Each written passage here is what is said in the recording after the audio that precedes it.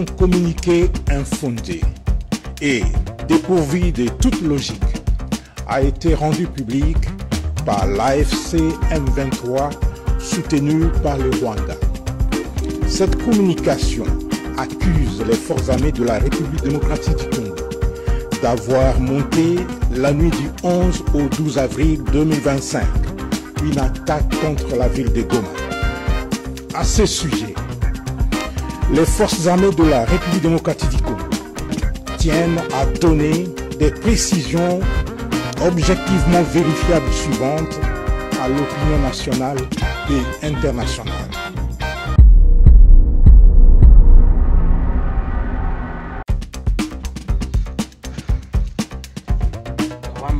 Watu wanakimbia sana kwamba sai watu wanakimbia sana kwamba sai watu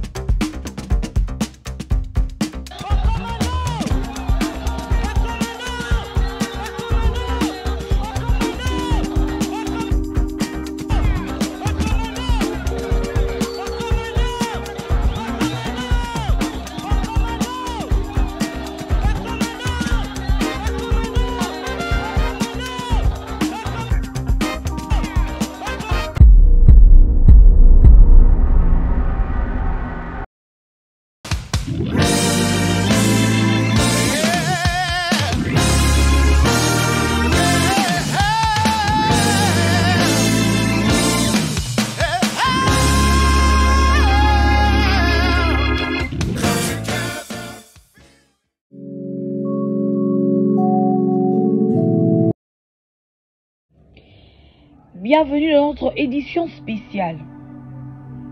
RDC Kinshasa accuse le Rwanda et l'AFC M23 après les attaques à Goma, faisant selon son bilan 52 morts et plus de 300 victimes entre le 6 et le 12 avril. Le gouvernement congolais a une nouvelle fois condamné les attaques menées selon lui par l'armée rwandaise et ses alliés du M23 AFC dans l'est de la République démocratique du Congo. Dans un communiqué, le ministère de l'Intérieur, de la Sécurité et des Affaires coutumières a dénoncé les violations de l'intégrité du territoire national, incluant des assassinats, des tortures, des viols et des pillages. Le fait rapporté dans ces communiqués couvrant la période du 6 au 11 avril 2025 et font état de 52 morts, de nombreux cas d'assassinats et d'exécutions sommaires, 72 viols ainsi que des centaines de disparus. L'attaque du 11 avril à Goma aurait fait plusieurs victimes, dont un malade tué par balle sur son lit à l'hôpital de Kieshero. Le gouvernement congolais accuse également le Rwanda et ses supplétifs de continuer de piller les ressources de zones occupées pour financer la guerre. De son côté, l'Alliance Fleuve Congo AFC M23 a réagi en condamnant les opérations menées par la SAMIDRC en coordination avec le FARDC, le FDLR et les milices Wazalendo. Selon l'AFC M23, ces actions violent les engagements de la SADC et ralentissent la réhabilitation de l'aéroport de Goma. L'organisation rebelle exige également le retrait des troupes de la SAMIDRC et la reddition de FARDC stationnés dans les installations de la MONUSCO à Goma. La situation à Goma a connu une relative accalmie de ce samedi 12 avril après une nuit de violents affrontements. Des combats entre l'AFC M23 et les miliciens Wazalendo ont été dans la nuit du 11 au 12 avril, principalement dans les quartiers Kieshero, Ndosho et Mungunga. Les habitants ont témoigné de bruits d'explosions et des tirs nourris plongeant la population dans la terreur. Les tensions restaient vives dans leur région où la violence entre les différents acteurs reste une menace constante pour la sécurité des civils. Deux combats entre Wazalendo et M23 signalés à Katana, Kabambo et Kayanja. Les affrontements ont repris depuis l'après-midi de ce 12 avril 2025 dans plusieurs villages du territoire des Kabaré, notamment à Katana, Kabamba et vers Luiro, dans la province du Sud Kivu. À en croire des habitants du milieu, ces affrontements ont perturbé les activités à Kabamba et Luiro.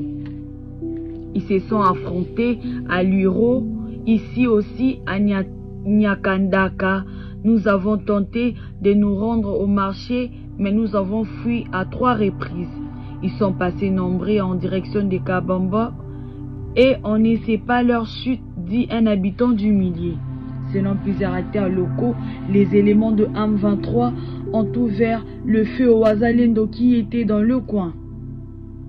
C'est un convoi de l'AFC M23 qui a ouvert le feu en premier sur le Wazalendo qui était positionné dans la plantation de Nyakandaka.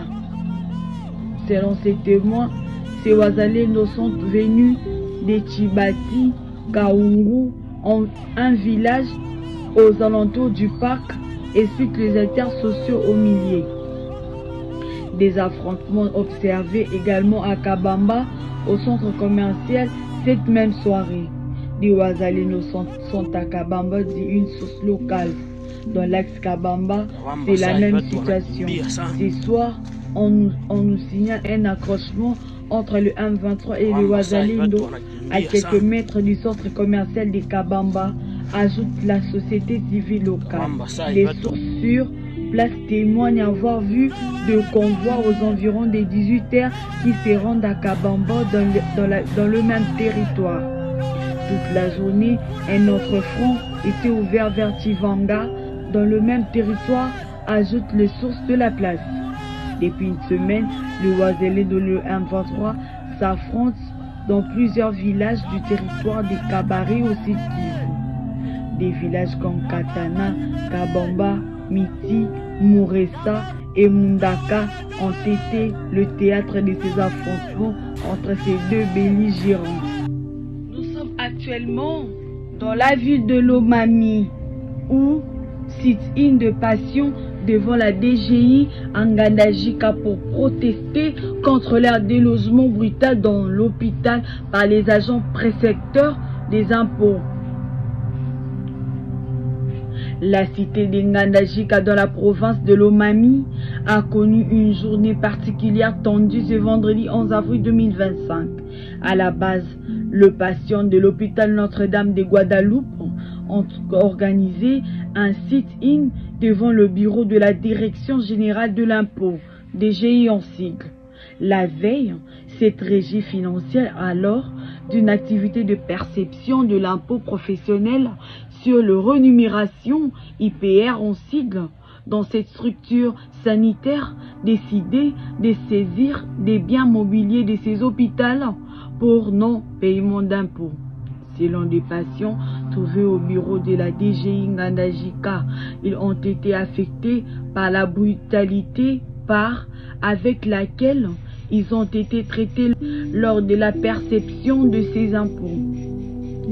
J'étais dans la salle, j'ai attendu une forte discussion entre les agents de la DGI et ceux de l'hôpital. Par après, nous avons vu de biens saisis et nous-mêmes malades étions poussés vers l'extérieur. Alors que je suis opéré, ça m'a fait mal. Je n'ai pas compris pourquoi tous ces bruits et on a été bien soigné. Je suis ici pour dire non à cette façon de procéder, indiqua un manifestant. Pour le médecin directeur de cet hôpital, Dr Philémon Mariero, les activités ont été perturbées depuis jeudi 10 avril. Dans la soirée, suite à la perception de l'impôt professionnel sur les rémunérations. Pour lui, certains agents de cet hôpital catholique étant déjà pris en charge par l'État et l'impôt est directement retenu à la source. De leur côté, les agents des DGI qui ont requis l'anonymat affirment n'avoir jamais scellé l'hôpital. Mais néanmoins, saisir le bien mobilier de l'hôpital pour non-paiement de ses impôts depuis 4 ans, selon eux, et qu'aucun document officiel de la dite structure n'a été brandi lors de précédents contrôles. Suite à cette situation, l'administrateur du territoire des Ngandajika en charge de l'économie et finances, Samuel Kalombo, a réuni en urgence le responsable de l'hôpital et ceux de la DGI pour calmer la situation et faciliter un retour à la normale des activités au sein de l'hôpital. Il a appelé à placer l'intérêt des malades avant toute autre perception d'une part et réclamation de l'autre.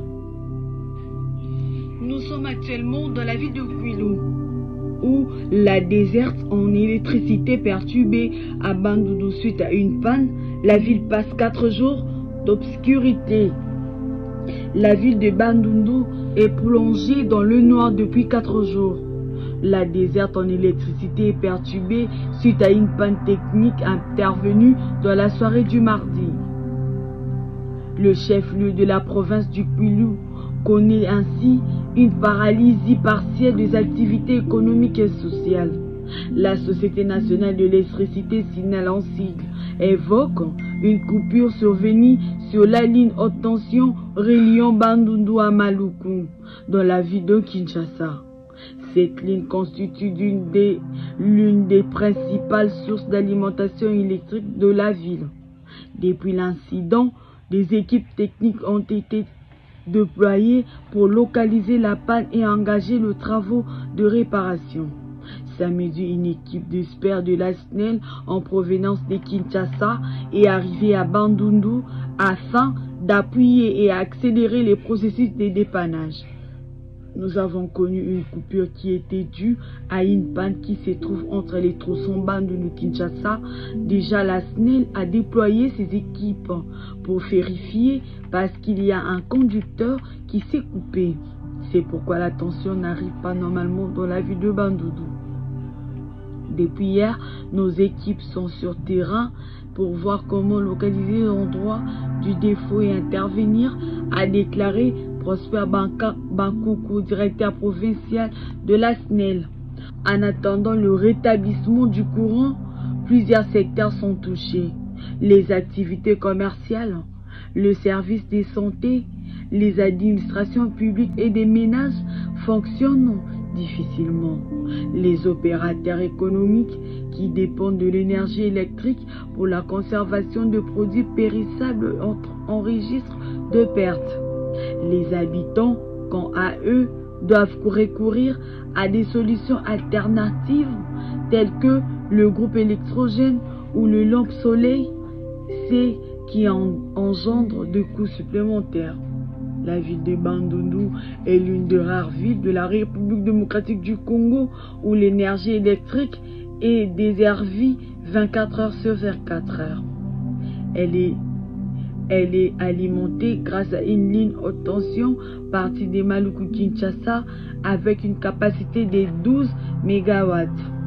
Grâce à cette installation, la cité frontalière d'Imalumbu, Kwilu et les villages Bendela, Maindombe, séparés par la rivière Kasai, ont été électrifiés.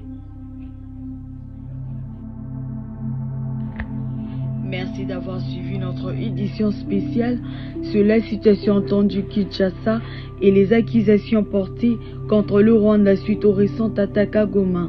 Alors que les autorités congolaises appellent à l'unité et à la vigilance, la population reste dans l'incertitude face à cette escalade des tensions. Nous continuerons de vous tenir informés et des développements de cette crise. Restez connectés, n'oubliez pas de partager, liker et abonnez-vous massivement dans notre chaîne ActuFinal TV.